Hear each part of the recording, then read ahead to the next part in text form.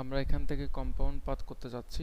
তো সেই ক্ষেত্রে আমরা যেটা করতে পারি যে কোনো শেপ, একাধিক শেপের ভিতরে আমরা কম্পাউন্ড পাথ চাইলে করতে পারি।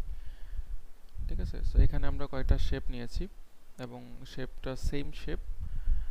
সো এখান থেকে আমি আরেকটা সারি নিয়ে নিই শেপ।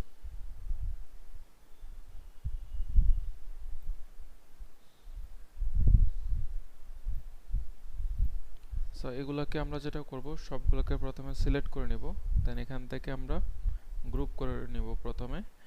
দেন এটাকে আমাদেরকে অবজেক্ট থেকে কম্পাউন্ড প্যাথ করে নিতে হবে, এখান থেকে মেক অথবা কন্ট্রোল 8। সো মেকে দিয়ে দিলাম, এটা কম্পাউন্ড প্যাথ হয়ে গেল। এখন আমি এই পিকচারটাকে চাচ্ছি এই শেপগুলোর সবগুলোর মধ্যে নিয়ে আসতে। তো সেক্ষেত্রে এই পিকচারটা আমি এখানে বসিয়ে দিলাম সবগুলাকে।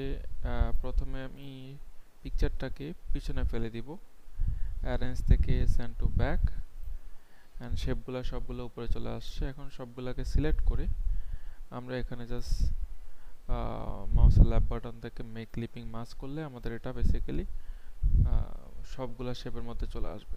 আপনি এখন চাইলে এখানে আপনি স্ট্রোক ইউজ করতে পারবেন। ঠিক আছে, আপনি কালারাইজ করতে পারেন স্ট্রোকটাকে। এখান থেকে স্ট্রোক গ্রেডিয়েন্ট আছে, সো গ্রেডিয়েন্ট কালার চাইলে আপনি এখান থেকে গ্রেডিয়েন্ট কালার দিতে পারেন স্ট্রোকে।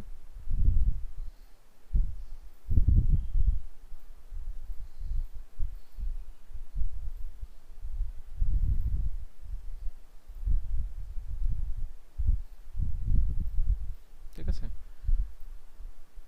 সো এটাকে যদি আবার নর্মাল শেপে করতে চান সেক্ষেত্রে মাউসের লেফট বাটন থেকে এখানে রিলিজ ক্লিপিং মাস দিলে এটা বেসিক্যালি পিকচারটা রিলিজ হয়ে যাবে, আর এখান থেকে আপনি পিকচারটাকে সরাই নিতে পারবেন এবং এগুলাকে আপনি স্ট্রোকটা অফ করে দিয়ে ফিল কালারটা দিয়ে দিলে আগের মতো আমাদের বেসিক্যালি ফিল শেপ চলে আসবে।